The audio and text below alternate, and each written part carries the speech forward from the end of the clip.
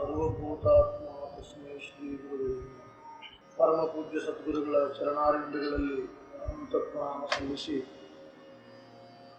ತತ್ಸನ್ನಿಧಾನದಲ್ಲಿ ಸಮ್ಮಿಳಿತರಾಗಿರ್ತಕ್ಕಂಥ ಶಿವಸ್ವರೂಪಿಗಳೇ, ಜಗತ್ತಿನ ಸಕಲ ಜೀವರ ಉದ್ಧಾರಕ್ಕೋಸ್ಕರವಾಗಿ ಇಲ್ಲಿ ಜ್ಞಾನ ಯಜ್ಞ ಪ್ರಾರಂಭವಾಗಿದೆ. ಈ ಜ್ಞಾನ ಯಜ್ಞದಲ್ಲಿ ಹವಿಸ್ಸು ಜ್ಞಾನವೇ, ಮೃತ್ಯುಜರು ಜ್ಞಾನವೇ, ಅಗ್ನಿಯು ಜ್ಞಾನವೇ, ಸ್ವಾಹ ಜ್ಞಾನವೇ, ಸ್ವಧಾ ಇದು ಜ್ಞಾನವೇ, ಪೂರ್ಣಾಹುತಿಯು ಜ್ಞಾನವೇ, ಸೋಮಪಾನವು ಜ್ಞಾನವೇ, ಅವಭೃತ ಸ್ನಾನವು ಜ್ಞಾನವೇ, ಅದರ ಫಲವೂ ಕೂಡ ಜ್ಞಾನವೇ ಎಂಬುದಾಗಿ ನಾವು ತಿಳಿದುಕೊಳ್ಳಬೇಕು. ಈ ಜ್ಞಾನ ಸಕಲ ಮಾನವರ ಈ ಭ್ರಮೆಯ ಬಿಡುಗಡೆಗೋಸ್ಕರವಾಗಿ ಶ್ರುತಿ ಭಗವತಿಯ ಗರ್ಭದಿಂದ ಸಕಲ ಜೀವರ ಅಂತಃಕರಣಕ್ಕೆ ಉಪದೇಶವಾಗಲ್ಪಟ್ಟಿರ್ತಕ್ಕಂಥದ್ದು. ಆ ಶ್ರುತಿಯೇ ಮತ್ತೊಂದು ರೂಪದಿಂದ ಗುರುವಾಗಿ ಬಂದು ನಮಗೆ ಜಗತ್ತಿಗೆ ಉಪದೇಶ ಮಾಡ್ತಾ ಇದ್ದಾರೆ. ಅದರಲ್ಲಿ ನಿಜಗುಣರು ಸಂಸ್ಕೃತ ಭಾಷೆಯಲ್ಲಿರ್ತಕ್ಕಂಥ ಸಕಲ ಗ್ರಂಥಗಳನ್ನು, ವೇದಾಂತ ವಿಷಯಗಳನ್ನು ಕರ್ನಾಟಕ ಭಾಷೆಗೆ ಅದನ್ನು ಅನುವಾದಿಸಿ ಕರ್ನಾಟಕದ ಸಕಲ ಮುಮುಕ್ಷುಗಳಿಗೂ ಕೂಡ ಅನುಕೂಲವಾಗುವಂತೆ ಮಹಾ ಉಪಕಾರ ಮಾಡಿದರು. ಕೈವಲ್ಯ ಪದ್ಧತಿ ಅವರ ಸ್ವತಂತ್ರ ಗ್ರಂಥ, ಯೋಗ ವಾಸಿಷ್ಠದ ಭಾಷ್ಯ ಪರಮಾರ್ಥ ಗೀತ, 10 ಉಪನಿಷತ್ತುಗಳ ಭಾಷ್ಯ ಅನುಭವ ಸಾರ, ಬೃಹದಾರಣ್ಯಕ ಉಪನಿಷತ್ತಿನ ಭಾಷ್ಯ ಪರಮಾನುಭವ, ಶಿವಯೋಗ ಪ್ರದೀಪಿಕಾ ಭಾಷ್ಯ ಪರಮಾರ್ಥ ಪ್ರಕಾಶಿತ, ಸಕಲ ವೇದೋಪನಿಷತ್ತು ಪುರಾಣಗಳ ಒಂದು ಸಂಗ್ರಹ ವಿವೇಕ ಚಿಂತಾಮಣಿ. ಈ ರೀತಿಯಲ್ಲಿ ನಿಜಗುಣರು ಪ್ರಾಕೃತ ಭಾಷೆಯಲ್ಲಿರ್ತಕ್ಕಂಥ ಈ ವಿಷಯವನ್ನ ಕನ್ನಡಕ್ಕೆ ಅನುವಾದಿಸಿದರು. ಭಾಷಾ ಯಾವುದಾದ್ರೂ ಭಾಷಾದ ಕೆಲಸ ಏನದ ಅಂದ್ರೆ, ಭಾಷಾದ ಕೆಲಸ ಏನು, ತನ್ನ ಮನುಷ್ಯನೊಳಗಿರ್ತಕ್ಕಂಥ ಅಭಿಪ್ರಾಯಗಳನ್ನ ಇನ್ನೊಬ್ಬರ ಮುಂದೆ ತಿಳಿಸುವುದಕ್ಕೆ ಯಾವ ಅನುಕೂಲ ಆಗ್ತದೆ ಭಾಷಾ ಅಂತ ಕರೀತಾರೆ. ಅದು ಯಾವುದೇ ಇದೆ, ಅದ್ರ ಕೆಲಸ ಏನಪ್ಪಾ ಅಂತಂದ್ರೆ, ತನ್ನ ಮನುಷ್ಯನೊಳಗಿರ್ತಕ್ಕಂಥ ತನ್ನ ಅಂತಃಕರಣದಲ್ಲಿರ್ತಕ್ಕಂಥ ಅಭಿಪ್ರಾಯವನ್ನ ಇನ್ನೊಬ್ಬರ ಮುಂದೆ ತಿಳಿಸ್ಬೇಕಾಗಿದೆ. ಇನ್ನೊಬ್ಬರಿಗೆ ತಿಳಿಸುವುದಕ್ಕೆ ಸಹಾಯಕವಾಗಿರ್ತಕ್ಕಂಥ ಇದಕ್ಕೆ ಭಾಷಾ ಅಂತ ಕರೀತಾ ಇದ್ದಾರೆ. ಹಿಂಗ ಈ ಕನ್ನಡ ಭಾಷೆಯಲ್ಲಿ ಅವರು ನಿಜವಾದ ವೇದಾಂತ ವಿಷಯವನ್ನ ಅಗದಿ ಸರಳ ಸುಂದರವಾಗಿ ಉಪದೇಶ ಮಾಡ್ತಾ ಬಂದಿದ್ದಾರೆ. ಏನು ಹೇಳಿದ್ರು, ಈ ಸದ್ರೂಪಾನುಸಂಧಾನದಲ್ಲಿ ನಿನ್ನ ನಿಜವಿದನೆ ತಿಳಿ ಬೇರೆನ್ನರೆ ಎಲೆ ಮನುಜ, ನಿನ್ನ ಸ್ವರೂಪ ಅಥವಾ ನಿನ್ನ ನಿಜ ಈಗೇನ್ ನಾ ಹೇಳ್ತೀನಿ ಇದು ನೀ ಮೊದಲು ತಿಳ್ಕೊಂಡಿದ್ದಲ್ಲ. ನೀ ಮೊದಲೇನು ತಿಳ್ಕೊಂಡಿದ್ದಿ, ಆನ್ ತಿಳ್ಕೊಂಡಿದ್ದರಿಂದ ನಿಂಗೆ ದುಃಖ ತಪ್ಪಲಿಲ್ಲ. ನೀ ಮೊದಲೇನು ತಿಳ್ಕೊಂಡಿದ್ದಿ, ಅದರಿಂದ ನಿಂಗೆ ಜನನ ಮರಣಾತ್ಮಕ ಭ್ರಮ ಬಿಡ್ಲಿಲ್ಲ.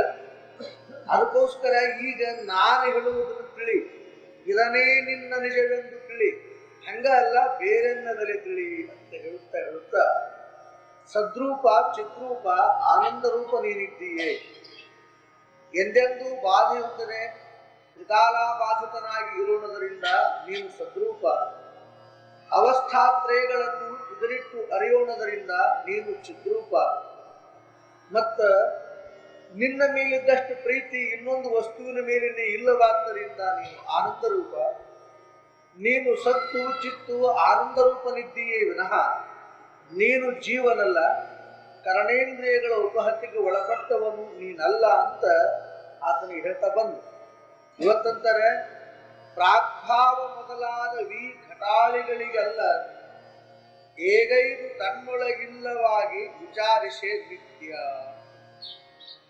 ಪ್ರಾಗ್ಭಾವ ಮೊದಲಾದ ಘಟಾಳಿಗಳಿಗಲ್ಲದೆ ಏಗೈದು ನೋಡಲು ತನ್ನೊಳಗಿಲ್ಲವಾಗಿ ವಿಚಾರಿಸೇ ನಿತ್ಯ. ಪ್ರಾಗ್ಭಾವ, ಪ್ರಧ್ವಂಸಾಭಾವ, ಅನ್ಯೋನ್ಯಾಭಾವ, ಅತ್ಯಂತ ಅಭಾವ, ಸಮವಾಯಿ ಅಭಾವ ಅಂತ ಇವು ಎಲ್ಲ ಅಭಾವಗಳನ್ನು ನೋಡ್ತಿರ್ಲಿಕ್ಕಾಗಿ ಇವು ಘಟಾದಿಗಳಿಗೆ ಹೊರತು, ಉಪಾಧಿ ಸಹಿತವಾದ ವಸ್ತುಗಳಿಗೆ ಹೊರತು ಇವು ನಿನ್ನೊಳಗಿಲ್ಲವಾದ ಕಥದಿಂದ ನೀನು ನಿತ್ಯ ನಿತ್ತಿ.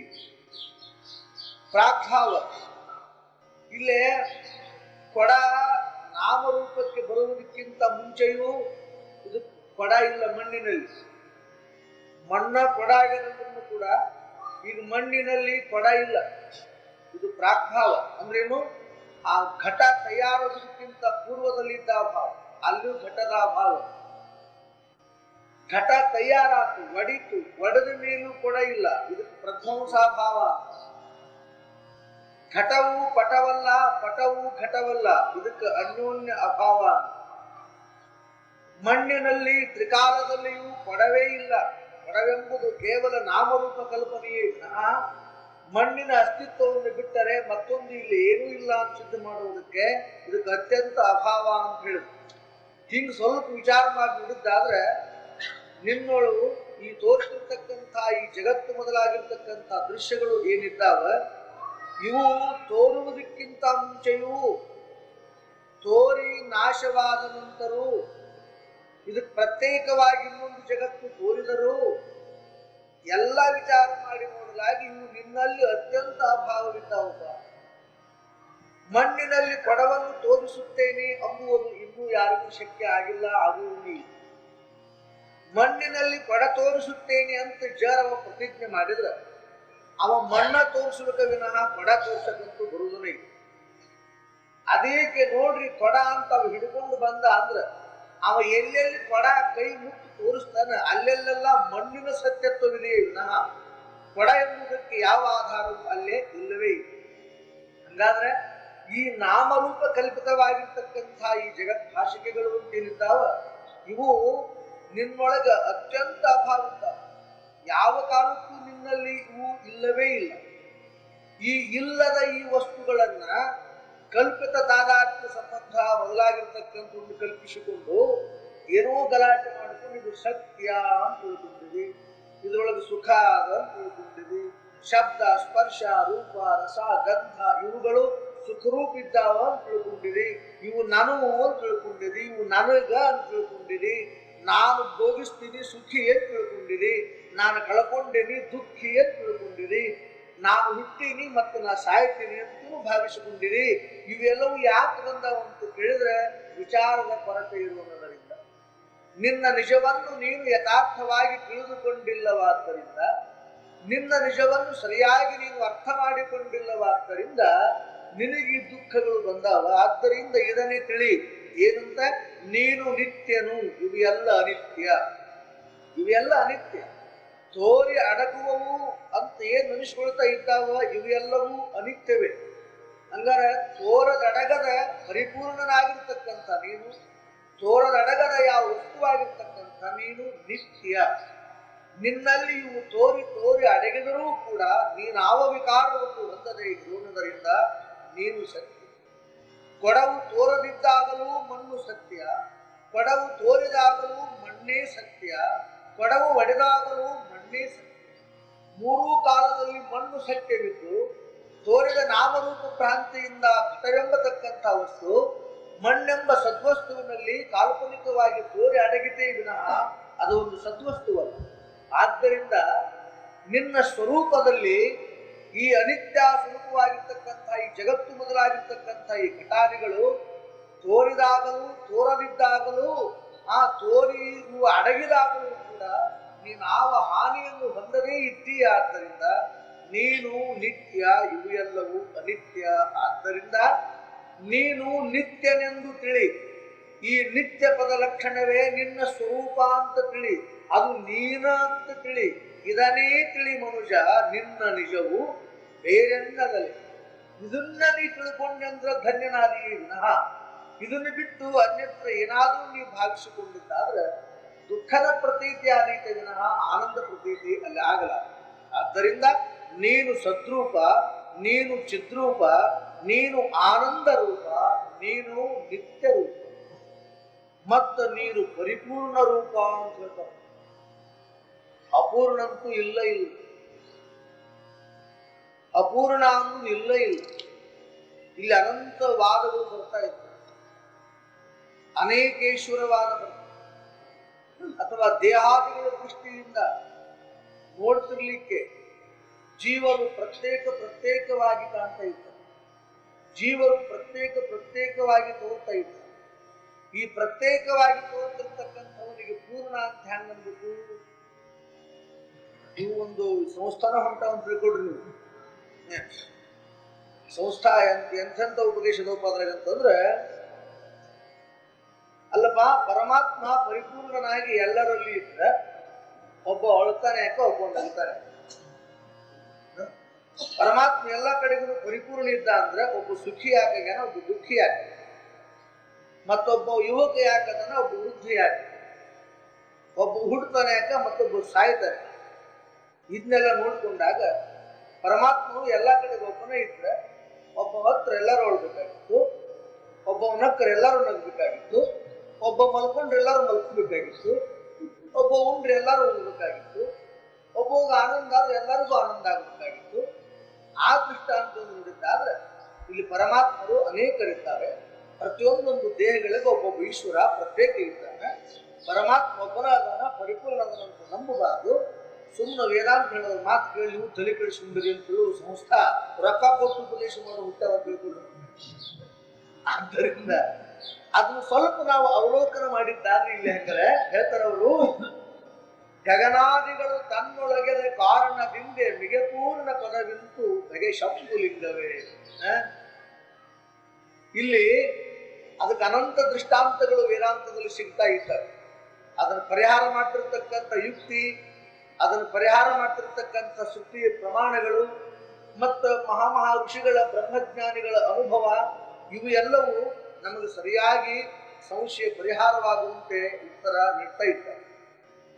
ಇಲ್ಲಿ ನಿನಗೆ ಪರಿಪೂರ್ಣ ಅಂತ ಯಾಕೆ ಅಂತೀನಿ ಅಂತ ಕೇಳಿದ್ದಾದ್ರೆ, ಈ ಪಂಚಮಹಾಭೂತಗಳು ಅಂತ ಏನಿದ್ದಾವೆ ಇವು ಒಂದಕ್ಕಿಂತ ಒಂದು ದೊಡ್ಡವರು. ಇವತ್ತು ಭೂಮಿಗಿಂತ ನೀರು ದೊಡ್ಡದು, ನೀರಿನಿಗಿಂತ ಇಲ್ಲೇ ಅಗ್ನಿ ದೊಡ್ಡದು, ಅಗ್ನಿಗಿಂತ ವಾಯು ದೊಡ್ಡದು, ವಾಯುವಿನಿಗಿಂತ ಆಕಾಶ ದೊಡ್ಡದು. ಆಕಾಶದ ಜಗ ಎಲ್ಲರ ಐತೇನು ಅಂತ ಕೇಳಿದ್ರೆ ಹುಡುಕಲಿಕ್ಕೇನ ಬರುವುದು. ಮತ್ತ ಸ್ವಲ್ಪ ವಿಚಾರ ಮಾಡಿದ್ದಾದ್ರೆ ನಾವೆಲ್ಲರೂ ಈಗ ಎಲ್ಲಿ ಇದ್ದೇವೆ ಅಂತ ಕೇಳಿದ್ರೆ ಆಕಾಶವನ್ನು ಬಿಟ್ಟಿರ್ಲಿಕ್ಕೆ ನಮ್ಗೆ ಬರೋದನ್ನ ಇತ್ತು. ನಾವೆಲ್ಲರೂ ಆಕಾಶದಲ್ಲಿ ಇದ್ದೇವೆ. ಪೊಳ್ಳು ಅಂತ ಏನದ ಅದೆಲ್ಲವೂ ಆಕಾಶದ ಒಂದು ಆಕ್ರಮಣವೇ ವಿನಃ ಆಕಾಶವನ್ನು ಬಿಟ್ಟರೆ ಇಲ್ಲಿ ಮತ್ತೊಂದು ನಮಗೆ ಸಿಗುವುದನೇ ಇಲ್ಲ. ಅದು ಇಲ್ಲಿ ಉಂಟು ಇಲ್ಲಿ ಇಲ್ಲ ಅಂತ ಹೇಳ್ಕೊಂಡು ಹೇಳಲಿಕ್ಕೆ ಯಾವ ಪ್ರಮಾಣದಿಂದಲೂ ಸಿದ್ಧ ಆಗುವುದು. ಅಂದ ಮೇಲೆ ಇವು ಒಂದಕ್ಕಿಂತ ಒಂದು ದೊಡ್ಡದಾಗಿರ್ತಕ್ಕಂಥ ಈ ನಾಲ್ಕು ಭೂತಗಳನ್ನ ಆಕಾಶ ಎಂಬುವ ಒಂದು ಭೂತ ತನ್ನೊಳಗದು ಇಟ್ಟುಕೊಂಡಿದೆ. ಈ ಆಕಾಶವು ಉಳಿದ ನಾಲ್ಕು ಭೂತಗಳಿಗೆ ಅವಕಾಶ ಕೊಟ್ಟಿದೆ. ಹಂಗ ಉಳಿದ ನಾಲ್ಕು ಭೂತಗಳಿಗೆ ಅವಕಾಶ ಕೊಟ್ಟಿರುವ ಆಕಾಶಕ್ಕೆ ಯಾರು ಅವಕಾಶ ಕೊಟ್ಟಿದ್ದಾರೆ ಅಂತ ಕೇಳಿದ್ರೆ, ಆ ಆಕಾಶಕ್ಕೆ ಅವಕಾಶ ಕೊಟ್ಟವನು ನೀನು ವಿನಃ ಇನ್ನೊಂದಲ್ಲ. ಯಾವುದು ನಿರವಯವ ಪೂರ್ಣ ಅಂತ ಅನಿಸಿಕೊಂಡಿದೆಯೋ ಆಕಾಶ ಭೂತ ದೃಷ್ಟಿಯಿಂದ, ಈ ಭೂತಗಳ ದೃಷ್ಟಿಯಿಂದ ನೋಡುವ ಈ ಆಕಾಶದ ಒಂದು ವಿಸ್ತಾರವನ್ನು ನೋಡ್ತಿರ್ಲಿಕ್ಕಾಗಿ ಇಂಥ ಆಕಾಶಕ್ಕೂ ಕೂಡ ಅವಕಾಶ ಕೊಟ್ಟಿರ್ತಕ್ಕಂಥದ್ದು ನನ್ನ ಸ್ವರೂಪವಿದೆಯೇ ವಿನಃ ಅದು ಅಪೂರ್ಣ ಅಲ್ಲ. ಇಲ್ಲಿ ಉಂಟು ಅಲ್ಲಿ ಇಲ್ಲ, ಅಲ್ಲಿ ಉಂಟು ಇಲ್ಲಿಲ್ಲ ಅಂತ ಅಲ್ಲ. ಅದು ಅದಕ್ಕೆ ಗಗನಾದಿಗಳು ತನ್ನೊಳಗೆದ ಕಾರಣದಿಂದ ಇಂಥ ಆಕಾಶಕ್ಕೂ ಕೂಡ ನೀನೇ ಕಾರಣವಿದ್ದಿ. ಈ ಆಕಾಶಾದಿ ಭೂತಗಳು ನಿನ್ನಿಂದ ಹೊರಗೆ ಬಂದಿದ್ದಾರೆ, ಈ ಆಕಾಶಾದಿ ಭೂತಗಳು ನಿನ್ನಿಂದ ತೋರಿಕೊಂಡಿದ್ದಾವೆ. ಆದ್ದರಿಂದ ಈ ಆಕಾಶಾದಿ ಭೂತಗಳಿಗೆ ಅವಕಾಶವನ್ನು ಕೊಟ್ಟಿರ್ತಕ್ಕಂಥ ಪರಿಪೂರ್ಣ ನೀನಿದ್ದಿ. ನಿನಗೆ ಖಂಡಿತತ್ವ ಅನ್ನುವುದೇ ಇಲ್ಲ. ದೇಹಾದಿ ದೃಷ್ಟಿಯಿಂದ ಖಂಡಿತತ್ವವನ್ನು ನಾವು ವಿಚಾರ ಮಾಡಿದ್ದಾದ್ರೆ ಅದು ಉಪಾಧಿಯಿಂದ ಖಂಡಿಸಲ್ಪಟ್ಟದ್ದೇ ವಿನಃ ವಿಚಾರದಿಂದ ಖಂಡಿಸಲ್ಪಟ್ಟದ್ದು ಅಲ್ಲ.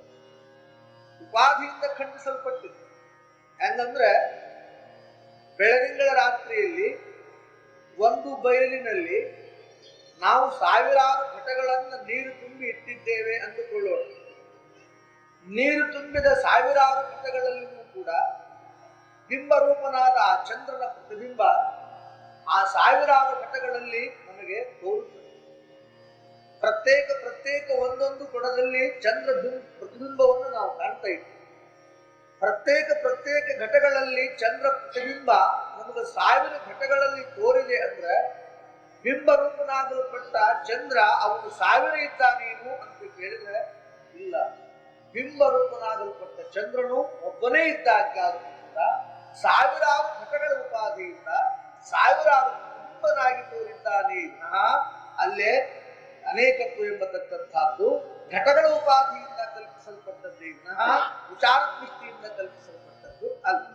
ಹಾಗೆ ಅನಂತ ಶರೀರಗಳೆಂಬ ಈ ಘಟಗಳು ಅಂತ ಏನಿದ್ದಾವ, ಪ್ರಾರಬ್ಧದ ನೀರು ತುಂಬಿಟ್ಟುಕೊಂಡ ಈ ಘಟಗಳು ಅಂತ ಏನಿದ್ದಾವ, ಅಂತಃಕರಣ ಜಲಗಳಿಂದ ತುಂಬಿರ್ತಕ್ಕಂಥ ಈ ಘಟಗಳು ಅಂತ ಏನಿದ್ದಾವ, ಈ ಪ್ರತಿಯೊಂದು ಘಟಗಳ ಅಂತಃಕರಣ ರೂಪ ಜಲದಲ್ಲಿ ಬಿಂಬರೂಪನಾಗಲ್ಪಟ್ಟ ಪರಿಪೂರ್ಣ ಪರಬ್ರಹ್ಮದ ಪ್ರತಿಬಿಂಬವೇ ಇಷ್ಟು ಭೇದಾಕಾರವಾಗಿ ತೋರಿದೆಯೇ ವಿನಃ ದೇಹಗಳ ಉಪಾಧಿಯಿಂದ ಅದು ಪ್ರತ್ಯೇಕವಾಗಿ ಪ್ರತಿಬಿಂಬದಂತೆ ಕಾಣುತ್ತದೆಯೇ ವಿನಃ ವಿಚಾರ ದೃಷ್ಟಿಯಿಂದ ನೋಡಲಾಗಿ ಹಲವಾರು ಪ್ರತಿಬಿಂಬವಾಗಿ ತೋರಿರ್ತಕ್ಕಂಥ ಬಿಂಬ ತಾನೊಂದೇ ಇದ್ದರೂ ಕೂಡ ಅದು ಘಟಗಳ ಉಪಾಧಿಯಿಂದ ಮಾತ್ರ ಬೇರೆನಿಸಿ ಕಂಡಿತು. ಹೇಗೋ ಹಾಗೆ ಇಲ್ಲೇ ಅನಂತ ದೇಹಾದಿಗಳಲ್ಲಿ ಪ್ರತಿಬಿಂಬ ರೂಪನಾಗಲ್ಪಟ್ಟ ಈ ಪರಮಾತ್ಮನ ಚೈತನ್ಯ ಭಿನ್ನ ಭಿನ್ನ ರೂಪ ಕಂಡಾಗಾದರೂ ಕೂಡ ಅದು ಅನಂತ ಘಟಗಳಲ್ಲಿ ತೋರಿಲ್ಪಟ್ಟುತ್ತ ಆ ಪ್ರತಿಬಿಂಬಕ್ಕೆ ಬಿಂಬಪ್ರಾಯನಾಗಿ ತಾನೋರ್ವನೇ ಇದ್ದಾನೆ. ಆದ್ದರಿಂದ ನೀನು ಇಲ್ಲಿ ಉಂಟು ಅಲ್ಲಿ ಇಲ್ಲ ಅಂತಲ್ಲ. ಅವ ಹ್ಯಾಂಗಿದ್ದಾನಂದ್ರ ಅದಕ್ಕೆ ಅನಂತ ಪ್ರಮಾಣಗಳ ಸೂತ್ರಾಹ ಮಣಿಗಣ ಇವ. ಈಗ ಒಂದು ಹೂವು ಅಥವಾ ಒಂದು ಮಣಿಗಳನ್ನು ಪೋಣಿಸಿ ನಾವು ಒಂದು ಮಾಲೆ ಮಾಡಬೇಕಾಗಿ ಅದರಲ್ಲಿ 100-108 ಮಣಿಗಳನ್ನು ಇಟ್ಟುಕೊಂಡಿದ್ದೇವೆ. ಆ ಮಣಿಗಳನ್ನ ದಾರದಲ್ಲಿ ಪೋಣಿಸಿ ನಾವು ಒಂದು ಮಾಲೆಯನ್ನ ಮಾಡ್ತಾ ಇದ್ದೇವೆ. ಸುಂದರವಾದ ಮಾಲೆಯಾಗುತ್ತೆ. ಮಣಿ 108 ಅಷ್ಟ, ದಾರ 108 ಇಲ್ಲ. ದಾರ 108 ಹಾಕಕ್ಕ ಬರ್ಬೋದು. ಹಂಗಾರೆ ಒಂದೇ ದಾರದಲ್ಲಿ 108 ಮಣಿಗಳು ಪೋಣಿಸಲ್ಪಟ್ಟು ಒಂದು ಸರವಾಗಿ ತೋರಿದಂತೆ ಇಲ್ಲೇ ಆ ಮಣಿಗಳೆಲ್ಲವೂ ಒಂದೇ ದಾರವನ್ನು ಆಶ್ರಯಿಸಿ ಸುಂದರವಾಗಿ ಕಾಣುವಂತೆ ಸಕಲ ಜೀವರಾಶಿಗಳೆಂಬತಕ್ಕಂಥ ಈ ಮಣಿಗಳು ಅಂತೇನಿದ್ದಾವೋ ಈ ಮಣಿಗಳೆಲ್ಲವೂ ಸೂತ್ರಪ್ರಾಯನಾದ ನನ್ನ ಆಶ್ರಯದಲ್ಲಿ ತೋರುತ್ತಿದ್ದಾವೆ ವಿನಃ ಇವೆಲ್ಲ ಮಣಿಗಳಲ್ಲಿ ಅನುಸೂತವಾಗಿ ನಾನೋರ್ವನೇ ತುಂಬಿಕೊಂಡಿದ್ದೇನೆ ವಿನಃ ಇಲ್ಲಿ ಮಣಿಗಳು ತೋರಿದಷ್ಟು ಭಿನ್ನ ಭಿನ್ನವಾಗಿ ದಾರೆಯನ್ನು ಭಿನ್ನ ಭಿನ್ನವಾಗಿ ತೋರಿದೆ. ಮಣಿಗಳು ಅನೇಕವಾಗುತ್ತೆ, ದಾರ ಅನೇಕವಾಗಿ ತೋರಿಲ್ಲ. ಹಂಗಾರೆ ಅನೇಕ ಮಣಿಗಳು ಸರವಾಗಬೇಕಾದರೆ ಒಂದೇ ದಾರವು ಹೇಗೆ ಎನ್ನುವುದೆಲ್ಲ ಆಶ್ರಯವಾಗಿದೆಯೋ ಹಾಗೆ ಅನಂತ ಕೋಟಿ ಜೀವರಾಶಿಗಳು ತೋರಿದಾಗಲೂ ಕೂಡ ಆಯಾವ ಜೀವರಾಶಿಗಳಿಗೆ ಸೂತ್ರಪ್ರಾಯನಾಗಿ ಅನುಸೂತನಾಗಿ ನಾನೋರ್ವನೇ ತುಂಬಿಕೊಂಡಿದ್ದೇನೆ ವಿನಃ ಮತ್ತೊಂದು ವಸ್ತು ಇಲ್ಲ ಅನ್ನುವಂತೆ ಇಲ್ಲಿ ನಾವು ಎಲ್ಲಿ ತನಕ ವಿಚಾರ ಮಾಡಿ ನೋಡಿದಾಗಲೂ ಕೂಡ ಅದು ಪರಿಪೂರ್ಣವೇ ವಿನಃ ಅಪೂರ್ಣ ಅಂತರ್ಲಿಕ್ಕೆ ಯಾವ ಆಧಾರಗಳು ಇಲ್ಲ. ಅಂದರೆ ಇಂಥ ಪರಿಪೂರ್ಣ ಪದವಾಗಿರ್ತಕ್ಕಂಥದ್ದು ನಿನ್ನ ಸ್ವರೂಪವೇ, ಅದು ಕೇವಲ ನಿನ್ನ ನಿಜವಿದೆ. ಹೀಗೆ ಪರಿಪೂರ್ಣ ಅಂತ ನೀ ತಿಳ್ಕೊಳ್ಳೋದು ಬಿಟ್ಟು ನೀ ಏನ್ ತಿಳ್ಕೊಂಡಿದೆ ಅಂತಂದ್ರೆ ನೀನು ಅಪೂರ್ಣ ಅಂತ ತಿಳ್ಕೊಂಡಿ, ನಾನು ಕಿಂಚಿಜ್ಞ ಅಂತ ತಿಳ್ಕೊಂಡಿ, ನಾನು ಅಲ್ಪಜ್ಞ ಅಂತ ತಿಳ್ಕೊಂಡಿ, ನಾನು ಸುಖಿ ಅಂತ ತಿಳ್ಕೊಂಡಿದ್ದೆ, ದುಃಖಿ ಅಂತ ತಿಳ್ಕೊಂಡಿದ್ದೆ, ಈಶ್ವರವೋ ಬೇರೆ ಇದ್ದಾನ ಅಂತ ತಿಳ್ಕೊಂಡಿದ್ದೆ, ಬೇರೆ ಈಶ್ವರನೊಬ್ಬವನ್ನು ನಾನು ಪೂಜೆ ಮಾಡಿ ಪಡಿಬೇಕು ಅಂತ ಭಾವಿಸ್ಕೊಂಡಿದ್ದೆ, ಪೂಜೆ ಮಾಡಿ ಪಡೆಯುವುದಷ್ಟೇ ಅಲ್ಲ ಅವನಲ್ಲಿ ನಾನು ಐಕ್ಯ ಆಗಬೇಕು ಅಂತ ತಿಳ್ಕೊಂಡಿದ್ದೆ. ಇವು ಎಲ್ಲವನ್ನು ನೀ ಹ್ಯಾಕ್ ಮಾಡಿಕೊಂಡು ಕುಂತೀರಿ ಅಂತಂದ್ರೆ ಅಜ್ಞಾನವನ್ನೇ ತಳಹದಿಯನ್ನಾಗಿಟ್ಟುಕೊಂಡ ಹೊರಟಿದೆ, ಮತ್ತೇನು ಹಂಗಾಗಿಲ್ಲ. ಅವನ್ನೆಲ್ಲ ಹೇಳಬೇಕಾದ್ರೆ ಇಲ್ಲೇ ತಳಹದಿ ಏನಪ್ಪಾ ಅದಕ್ಕ ವ್ಯಾಖ್ಯಾನಕ್ಕಂತಂದ್ರೆ ವೇದಜ್ಞಾನವೇ ತಳಹದಿಯಲ್ಲಿ, ವೇದಜ್ಞಾನವನ್ನೇ ತಳಹದಿಯನ್ನಾಗಿ ಮಾಡಿಕೊಂಡು ಮುಂದೆ ಹೊರಟಿರ್ತಕ್ಕಂಥ ಇವನ ಸ್ಥಿತಿ ಅದು ದುಃಖನ ಕೊಟ್ಟಿದ್ದ ವಿನಃ ಇವನಿಗೆ ಆನಂದವನ್ನು ಕೊಡ್ಲ. ನಾನು ಕಿಂಚಿತ್ತನಿದ್ದೇನೆ ಅಂದ ಕೂಡಲೇ ಸರ್ವಜ್ಞನಾಗಿರ್ತಕ್ಕಂಥ ಈಶ್ವರನು ಒಬ್ಬನಿದ್ದಾನೆ. ಆ ಸರ್ವಜ್ಞನಾಗಿರ್ತಕ್ಕಂಥ ಈಶ್ವರನು ನನ್ನನ್ನು ಸಂರಕ್ಷಿಸುತ್ತಿದ್ದಾನೆ. ಆತನ್ನ ನಾನು ಪಡಿಬೇಕು ಅನ್ನುವಲ್ಲಿ ವಿಚಾರಿಸುವ ಒಂದು ಕೊರತೆ ಇವನಿಗೆ ಉಂಟಾಗಿದೆ. ವಿಚಾರ ಮಾಡುವುದರಲ್ಲಿ ಕೊರತೆ ಉಂಟಾಗಿ ಇವು ಏನ್ ಮಾಡಬೇಕಂದ್ರೆ ಆ ಪರಮಾತ್ಮನ ಹೊರಗೆ ಎಲ್ಲೋ ಇದ್ದಾನ ಭಾಷಣ. ಆ ಹೊರಗಿರ್ತಕ್ಕಂಥ ಪರಮಾತ್ಮನ ಮಂತ್ರಗಳಿಂದ, ತಂತ್ರಗಳಿಂದ, ವೃತಗಳಿಂದ, ಪೂಜಾದಿಗಳಿಂದ ಅಥವಾ ಇನ್ನಿತರ ಯಾವ ಯಜನ ಯಾಜನಾದಿ ಕರ್ಮಾದಿಗಳಿಂದ ಆತನನ್ನು ಪಡಿಬೇಕು ಅಂತ ಇವ ಒಂದ್ ದಾರಿ ಹಿಡಿದ. ಇನ್ನೂಪ ಒಂದ್ ದಾರಿ ಹಿಡಿದು ಹೊಂಟ ಇಲ್ಲ, ಅವನನ್ನ ನಾವು ಕೂಡಿ ಅವನಲ್ಲಿ ಐಕ್ಯ ಹೊಂದಬೇಕು ಅಂತ ಒಬ್ಬ. ಅವನನ್ನು ನಾವು ಕೂಡಬೇಕು, ಕೂಡಿ ಐಕ್ಯ ಹೊಂದಬೇಕು. ಜೀವನು ಶಿವನಲ್ಲಿ ಏಕರಸವಾಗಬೇಕು, ಜೀವನು ಶಿವನಲ್ಲಿ ಬೆರೆಯಬೇಕು, ಜೀವನು ಶಿವನಲ್ಲಿ ಐಕ್ಯನಾಗಬೇಕು. ಇದು ಜೀವೇಶ್ವರನ ಐಕ್ಯ. ಆದ್ದರಿಂದ ಅದನ್ನು ಸಂಧಾನಿಸಿ ಅದನ್ನ ನಾವು ಅನುಕರಣೆ ಮಾಡಿಕೊಂಡು ಜೀವರಾಗಿರ್ತಕ್ಕಂಥ ನಾವು ಶಿವನಲ್ಲಿ ಬೆರಿಬೇಕು ಅಂತ ಒಬ್ಬ ಹೊರಟ. ಇನ್ನೊಬ್ಬ ಹೊರಟ ಇಲ್ಲ ಇಲ್ಲ, ಜೀವ ಎಂದು ಶಿವ ಆಗಕ್ಕೆ ಶಕ್ಯ ಇಲ್ಲ, ಜೀವ ಎಂದು ಶಿವ ಆಗಕ್ಕೆ ಶಕ್ಯ ಇಲ್ಲ. ಶಿವ ಎಂದಾದ್ರೂ ಶಿವನ, ಜೀವ ಎಂದಾದ್ರೂ ಜೀವನ, ಜೀವ ಎಂದಾದ್ರೂ ಶಿವ ಆಗ್ತಾರೆ. ನೋಡ್ಬೇಕಂದ್ರೆ ಪ್ರಮಾಣ ಕೊಡ್ತಾರೆ ಅಂತಾರೆ. ಮತ್ತೆ ಅವ್ರು ಪ್ರಮಾಣದ ಮತ್ತದಕ್ಕೆ ಅದಕ್ಕೆ ಅಂಶೀವಾದ ಅಂತ ಕರಿತಾ ಇದ್ದಾರೆ. ಈ ಅಂಶೀವಾದದಲ್ಲಿ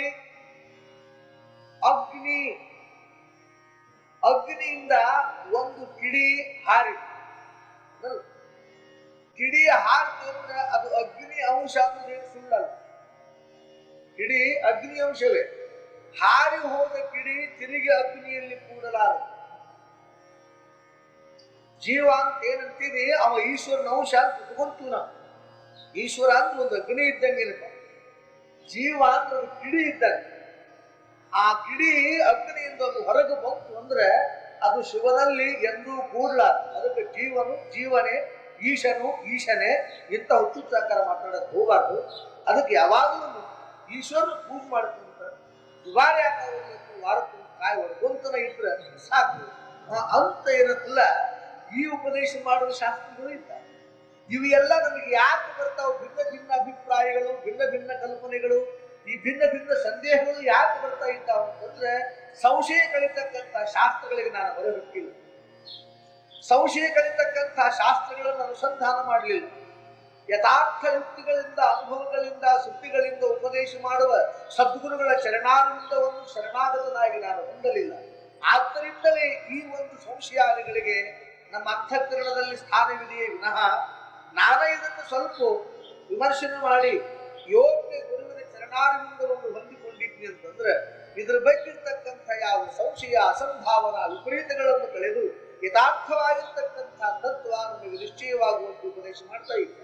ಆದ್ದರಿಂದ ಇಲ್ಲಿ ಸ್ವಲ್ಪ ನಾವು ವಿಚಾರ ಮಾಡಿದ್ದಾದ್ರೆ ನೀನು ಏನಂತ ತಿಳ್ಕೊಂಡಿದ್ದಪ್ಪ ಅಂದ್ರೆ ಅಪೂರ್ಣ ಅಂತ ತಿಳ್ಕೊಂಡಿದ್ದಿ, ಕಿಂಚಜ್ಞ ಅಂತ ತಿಳ್ಕೊಂಡಿದ್ದಿ. ಈ ಕಿಂಚಜ್ಞ ಅಂತ ತಿಳ್ಕೊಂಡಿದ್ದಲ್ಲ, ಈ ನೀನು ಕಿಂಚಜ್ಞ ಹೇಗಾದಿ ಎಂಬುದನ್ನು ವಿಚಾರ ಮಾಡಿ ಅದನ್ನ ಮಾಡಿಲ್ಲ. ಇತ್ಲಾಗ ಹೊರತು ಅತ್ಲಾಗ ಏನ್ ಮಾಡ್ತೀವ ಅಂತ ಹೇಳವು. ಕಿಂಚಜ್ಞ ಯಾಕಾದ ನೀನು? ಅವ ಸರ್ವಜ್ಞ ಯಾಕಾದ? ಅವ್ನು ಸರ್ವಜ್ಞ ಅಂತ ಯಾಕೆ ಕರೆದ್ರು? ನಿನಗೆ ಕಿಂಚಜ್ಞ ಅಂತ ಯಾಕೆ ಕರೆದ್ರು? ಇದನ್ನು ಸ್ವಲ್ಪ ವಿಚಾರ ಮಾಡಕ್ ಹೋಗಿದ್ದ ಸ್ವಲ್ಪ ತಿಳಿತಿತ್ತೋ ಏನು? ಅದನ್ನು ನಾವು ಮಾಡ್ಲಿಲ್ಲ. ಅಂದ್ರೆ ನಾವು ಅಪೂರ್ಣ ಅಂತ ತಿಳ್ಕೊಂಡು ಅಂದರೆ ಒಂದೇ ಒಂದಾದ ಆ ಪರಿಪೂರ್ಣ ಪರಬ್ರಹ್ಮದ ಪ್ರತಿಬಿಂಬ ಅವಿದ್ಯಾ ಕನ್ನಡಿಯಲ್ಲಿ ಬೆಳೆದು ಅದು ಜೀವನೆನ್ನಿಸಿಕೊಂಡು ಶುದ್ಧ ಸತ್ವಗುಣ ಮಾಯಾ ಕನ್ನಡಿಯಲ್ಲಿ ಬೆಳೆದು ಅದು ಈಶ್ವರನೆನಿಸಿಕೊಂಡಿದೆ ಎಂಬುದರ ಮರ್ಮ ನಮಗೆ ತಿಳಿದಿಲ್ಲವಾದ್ದರಿಂದ ಜೀವ ಈಶ್ವರರ ಭೇದ ನಮಗೆ ತೋರಿ ನಾನು ಅಪೂರ್ಣನಿದ್ದೇನೆ ಎಂಬತಕ್ಕಂಥ ದೇಹ ನನ್ನನ್ನ ಭಾವಿಸಿದೆ. ಅದರಿಂದ ಇದಕ್ಕೆ ಏನಾದ್ರೂ ಒಂದು ಕಾರಣ ಇದ್ರೆ ಇದಕ್ಕ ಉಪಾಧಿಗಳೇ ಕಾರಣ. ಶುದ್ಧ ಸತ್ವಗುಣ ಪ್ರಧಾನವಾಗಿರ್ತಕ್ಕಂಥ ಮಾಯೆ, ಮಲಿನ ಸತ್ವಗುಣ ಪ್ರಧಾನವಾಗಿರ್ತಕ್ಕಂಥ ಈ ಅವಿದ್ಯೆ, ಇವೆರಡು ಕನ್ನಡಿಯಲ್ಲಿ ಬಿಂಬ ರೂಪನಾದ ನಿನ್ನ ಪ್ರತಿಬಿಂಬವೇ ಎರಡು ವಿಧವಾಗಿ ತೋರುತ್ತದೆ. ಒಂದು ಕನ್ನಡಿ ಹೊಲಸು ಇದೆ, ಒಂದು ಕನ್ನಡಿ ಸ್ವಚ್ಛವಿದೆ. ಎರಡೂ ಕನ್ನಡಿಯನ್ನು ಎದುರಿಗಿಟ್ಟುಕೊಂಡು ನೋಡುವ ಮನುಷ್ಯ ಒಂದು ಕನ್ನಡಿಯಲ್ಲಿ ಅವನ ಮುಖ ಮಲಿನವಾಗಿ ತೋರುತ್ತದೆ, ಇನ್ನೊಂದು ಕನ್ನಡಿಯಲ್ಲಿ ಅವನ ಮುಖ ಸ್ವಚ್ಛವಾಗಿ ತೋರುತ್ತದೆ, ಇದ್ದಕ್ಕಿದ್ದಂತೆ ತೋರುತ್ತದೆ. ಆದ್ದರಿಂದ ಏನದಲ್ಲ, ಪರಿಪೂರ್ಣ ಪರಬ್ರಹ್ಮನಾದ ಬಿಂಬ ರೂಪನಾದ ನಿನ್ನ ಚೈತನ್ಯವೇ, ನಿನ್ನ ಪ್ರತಿಬಿಂಬವೇ ಅವಿದ್ಯಾ ಮತ್ತು ಮಾಯಾ ಕನ್ನಡಿ ಎಂಬತಕ್ಕಂಥ ಎರಡು ಉಪಾಧಿಗಳಲ್ಲಿ ಬೆಳೆದು ಅದು ಜೀವನೆನಿಸಿಕೊಂಡು ಈಶ್ವರನೆನಿಸಿಕೊಂಡು ಇಲ್ಲೇ ಭೇದವಾದಂತೆ ಆಗಿದೆ.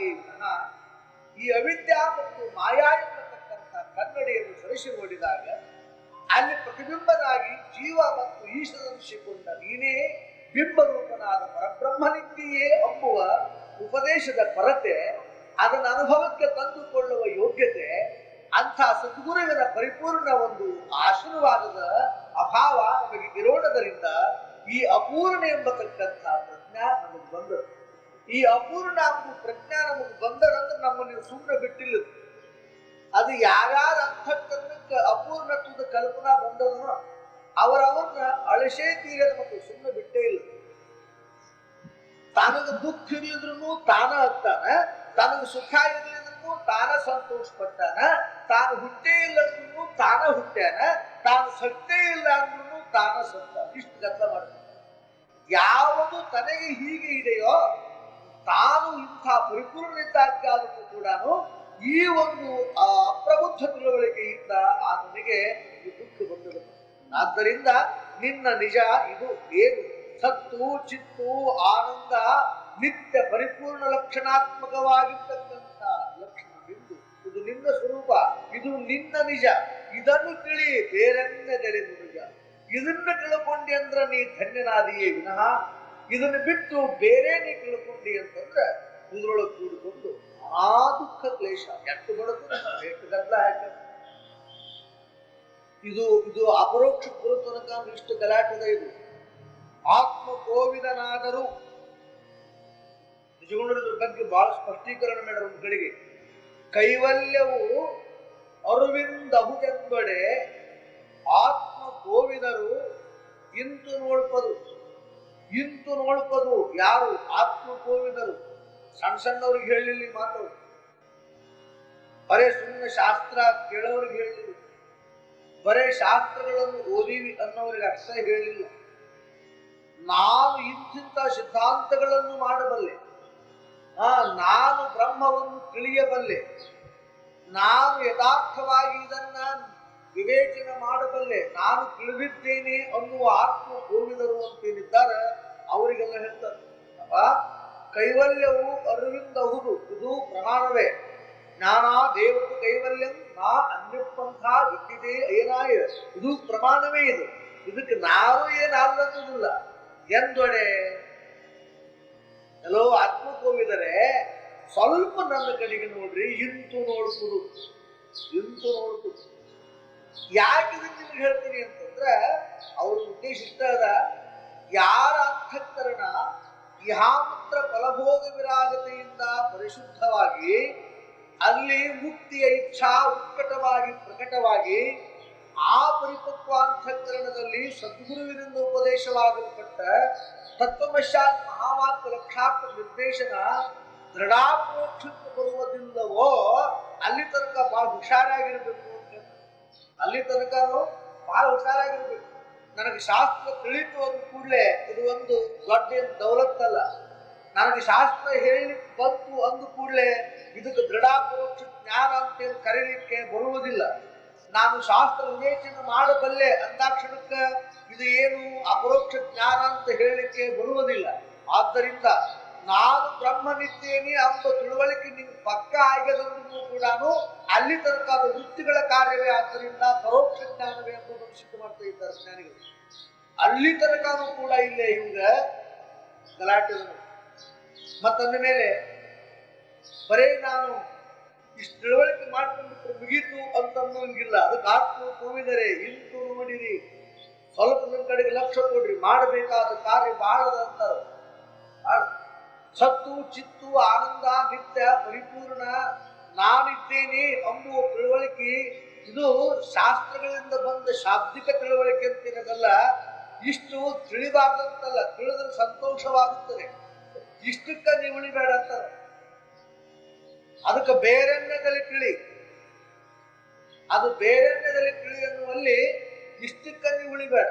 ಸಾಕು ಮತ್ತೆ ಇನ್ನೇನದ ಇಷ್ಟ ಅಲ್ರಿ. ನಾವು ಶಾಸ್ತ್ರ ಕೇಳಿದ್ದೊಂದು ತುಸ ಕೇಳಿಲ್ಲ, ಬುಟ್ಟಿಗಟ್ಟಲೆ ಕೇಳಿ ನಿಗಾ ಬೇಡ. ಸಿದ್ಧಾಂತ ನೋಡ್ರಿ ಅವಾಗ ಶಾಸ್ತ್ರ ಕೇಳಕ್ ಶುರು ಮಾಡಿದ. ಎಷ್ಟು ಮಂದಿ ಶಾಸ್ತ್ರ ಹೇಳೋರು ಅಂತಾರ, ಎಷ್ಟು ಮಂದಿ ಶಾಸ್ತ್ರ ಹೇಳ್ತೀವಿ ಅಂತಾರ. ಪ್ರತಿಯೊಬ್ಬರು ಮುಂದೆ ಕುಂತನು ಮತ್ತೆ ಕೇಳಿ ನಮ್ ತಲೆ ಬೆಳಗಾಗಿತ್ತು. ಯಾವ್ದು ಅವ್ ಕೇಳಿ ಏನ್ ಮಾಡ್ಬೇಕು ಅಂತ ಹೇಳ್ತೀವಿ. ಶಾಸ್ತ್ರ ಯಾಕೆ ಸುಳ್ಳು ಹೇಳ್ತಾರ, ಯಾಕೆ ಸುಳ್ಳು ಹೇಳುದಿಲ್ಲ, ಅವ್ರು ಸರ್ಟಿಫಿಕೇಟ್ ಕೊಡ್ತಿರ್ತಾರೆ.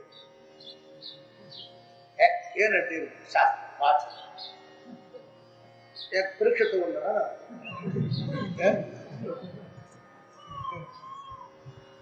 ಯಾಕೆ ಹಿಂಗಾಗ್ಯದ ಅಂತಂದ್ರೆ ಅವಾಗ ಅಭ್ಯಾಸ ಮಾಡಕ ಬರ್ಲಿಲ್ಲ. ಕೇಳಾಕ್ ಬಂತು, ತಿಳಿಯಾಕು ಬಂತು, ನಾನು ಬ್ರಹ್ಮನಿದ್ದೇನೆ ಎಂಬುದನ್ನು ತಿಳಿತು. ಗುರುವಿನಿಂದ ಕೇಳಾಕು ಬಂತು, ಬೇರೆನ್ನದಲ್ಲಿ ತಿಳಿಯಲಿಕ್ಕೆ ಬರಲಿಲ್ಲ. ಬೇರೆನ್ನದಲ್ಲಿ ತಿಳಿಯಲಿಕ್ಕೆ ಬಂತು ಅಂತಂದ್ರೆ ದೃಢಾಪರೋಕ್ಷ. ಇದನ್ನು ಎಷ್ಟು ಗಟ್ಟಿ ಆಗುತ್ತೆ ತಿಳಿದಿಲ್ಲ. ಶರೀರಾಭಿಮಾನಗಳು ಎಷ್ಟು ಗಟ್ಟಿ ಇದ್ದಾವೋ ಅಷ್ಟೇ ಗಟ್ಟಿ ನಾನು ಬ್ರಹ್ಮನಿದ್ದೇನೆ ಎಂಬುದರ ಬಗ್ಗೆ ಆಗುತ್ತದೆ. ಒಂದು ತಪಸ್ಸದ ಇತ್ತು. ಸುಮ್ಮನ ಶಾಸ್ತ್ರಗಳನ್ನು ಕೇಳೋಣದ್ರಿಂದ ಇಷ್ಟಕ್ಕೆ ಮುಗಿಲಿಲ್ಲ. ಇದು ಒಂದು ದೊಡ್ಡ ತಪಸ್ಸು. ಇದ್ರ ಭೂಮಿ ಹಿಡಿಬೇಕು. ಎಲ್ಲಿ ಕುಂತರೂ ಈ ಸಾಧಾರಣ ಈ ವಿಷಯ ಸ್ಮೃತಿಯಲ್ಲಿ ಇರ್ತಕ್ಕಂಥ ಮನುಷ್ಯನಿಗೆ ಎಲ್ಲಾರ ಒಂದು ಜಗದ ಮೇಲೆ ಹೋಗಿ ಕೂತ ಅಂತಂದ್ರೆ ಆ ವಿಷಯಗಳು ಕಣ್ಣು ಬಂದಿರ್ತಾವೆ. ವಿಷಯಗಳು ಕಣ್ಣು ಬಂದಿರ್ತಾವೆ. ಇನ್ನೊಬ್ರು ಹಿಂಗ್ ಮಾತಾಡಿದ್ರು, ಇನ್ನೊಬ್ರು ಹಿಂಗ್ ಮಾತಾಡಿದ್ರು, ಅವ ನನಗೆ ಹಿಂಗ್ ಅಂದಿದ್ದ, ಇವ ನನಗೆ ಹಂಗ್ ಅಂದಿದ್ದ, ಆ ಊರಿಗೆ ಹೋದಾಗ ಅವ್ರು ಹಿಂಗ್ ಮಾಡಿದ್ರು, ಈ ಊರಿಗೆ ಹೋದಾಗ ಇವ್ರು ಹಿಂಗ್ ಮಾಡಿದ್ರು, ಏನ್ರಿಪ್ಪ ಆ ಓಣಿಗೆ ಅವ್ರ ಮನೆಗೆ ಹೋಗಿದ್ದೆ, ಒಂದ್ ಸ್ವಲ್ಪ ಚಾಕ್ ಹೋಗ್ತಾ ಹಿಂಗ್ ಮಾತಾಡಿದ್ರು ಏನ್ರಿ, ಆಗ ಬಿಟ್ಟು ಬರ್ಬೇಕಂತಿದ್ದೆ, ಬಂದಿನಿ ಬಿಟ್ಟು ಹೋದ್ರೆ ನಮಗೆ ಕುಡಿದು ಬಂದಿನಿ, ಇದೆಲ್ಲ ವಿಚಾರ ಮಾಡ್ತಾನ ನೋಡ. ಎಲ್ಲಿ ಕುಂತು ಇವು ಅರ್ಥಕರಣದಾಗ ಬಂದ ಬಿಡ್ತಾವ ಸ್ಮೃತಿ. ಇವು ಹ್ಯಾಂಗ ಬರ್ತಾವ ನೋಡಿ ನಿನಗ, ಹಂಗ ನಿನಗ ನಿತ್ಯ ಹತ್ತು ತನಕನೂ ಕೂಡ ಸದ್ಗುರು ಹೇಳಿರ್ತಕ್ಕಂಥ ಈ ಬ್ರಹ್ಮ ವಿದ್ಯಾಪ್ರಾಯಕವಾಗಿರ್ತಕ್ಕಂಥ ಪ್ರಮಾಣಗಳು, ಅವರ ಕರುಣೆಯಿಂದ ಉಪದೇಶ ಮಾಡಿರ್ತಕ್ಕಂಥ ಮಾತುಗಳು ನಿನ್ನ ಕಿವಿಯೊಳಗೆ ಸದಾ ಗುಂಜಾರವಿರಬೇಕು. ಎಲ್ಲಿ ನೀ ಕಣ್ಣು ಮುಚ್ಚುವುದನ್ನು ಗುರುಗಳು ನಿನ್ನ ಕಣ್ಣು ಮುಂದೆ ಕುಂತೇನದಲ್ಲ ನನಗೆ ಉಪದೇಶ ಮಾಡಿದಂತೆ ಆಗ್ತಿರ್ಬೇಕು. ಅವರು ತಿಳಿ ಅಂತ ಪ್ರೀತಿಯಿಂದ ಹೇಳಿರ್ತಕ್ಕಂಥ ಮಾತು ನಿನ್ನ ಅಂತಃಕರಣ ಬಂದು ಮುಂದೆ ಬಿಡಿತಿರ್ಬೇಕು. ಪುನಃ ಪುನಃ ಅದು ಎಚ್ಚರಾಗಿ ಇರೋದೆಲ್ಲ ಗುರುಗಳು ಹೇಳಿರ್ತಕ್ಕಂಥ ಮಾತಿನ ಒಂದು ಅರ್ಥಾಕಾರವಾಗುವಂತೆ ವೃತ್ತಿಯನ್ನು ನೀವು ಮಾರ್ಪಡಿಸಿಕೊಳ್ಳಬೇಕು. ಈ ಅಭ್ಯಾಸ ನಿನಗೆ ಎಲ್ಲಿ ತನಕ ಸಿದ್ಧಿ ಆಗುವುದಿಲ್ಲ ಅಲ್ಲಿ ತನಕ ನಿಮ್ ಲಘು ಶಾಸ್ತ್ರ ತಿಳಿಯುವುದಿಲ್ಲ ಅಂತ ಹೇಳಿ ತಲೆಮ್ಯಾಗ ಒಂದು ನಿಮಿಷ ಡೈಬಿಟ್ ತೂರ್ ತೆಗೆದು ಇಡೀ ಶಾಸ್ತ್ರ ಕಲಿಸಿ ಅದ್ರಾಗ ಹಾಕಿ ಮ್ಯಾಗ ಬ್ಯಾಂಡೇಜ್ ಮಾಡಿದ್ರು ನಿಮ್ ಜ್ಞಾನ. ಆದ್ದರಿಂದ ನಿನ್ನ ನಿಜವೇದನೆ ತಿಳಿ ಬೇರೆನ್ನದಲೆ ಮನುಜ, ನಿನ್ನ ನಿಜವೇದನೆ ತಿಳಿ ಬೇರೆನ್ನದೆ ಇಲ್ಲಿ ಮನುಜ. ಹೇಳು ಇದನ್ನೇ ತಿಳಿ. ಏನನ್ನ? ಸಚ್ಚಿದಾನಂದ ನಿತ್ಯ ಪರಿಪೂರ್ಣ ನೀನೆಂದು ತಿಳಿ. ನಾನು ಜೀವನೆಂದು ತಿಳಿಯಬೇಡ. ಇಲ್ಲಿವರೆಗೆ ನೀ ಜೀವನೆಂದು ತಿಳಿದಿದ್ದೀಯೇ, ಅನಿತ್ಯ ಅಂತ ತಿಳಿದಿದ್ದೀಯೇ, ನೀ ದುಃಖ ರೂಪ ಅಂತ ತಿಳಿದಿದ್ದೀಯೇ, ವಿಷಯದಲ್ಲಿ ಸುಖ ಅದಾವು ಅಂತ ತಿಳ್ಕೊಂಡಿದ್ದೀಯೇ, ನಿನಗೆ ಮರಣವಿದೆ, ನಿನಗೆ ಖಂಡಿತತ್ವ ಇದೆ ಅಂತ ಭಾವಿಸಿದ್ದೀಯೇ. ಆದ್ದರಿಂದ ಅದನ್ನು ತಿಳ್ಕೊಳ್ಳೋದ್ರಿಂದ ನಿನಗೆ ಆಗಿರ್ತಕ್ಕಂಥ ಈ ಹಾನಿ ಇದನ್ನು ತಿಳಿದ್ರನ ಆದೀತ ವಿನಃ ಇನ್ನೊಂದನ್ನು ಮಾಡಿದ್ರಾಗುದಿಲ್ಲ. ಇದಕ್ಕೆ ಹೋಗ್ಬೇಕಾದ್ರೆ ನೀ ಬ್ಯಾರೆ ಮತ್ತೊಂದೇನಾರ ಮಾಡಿ ಕಳ್ಕೊಂತೀನಂದ್ರೆ ಆಗುದಿಲ್ಲ.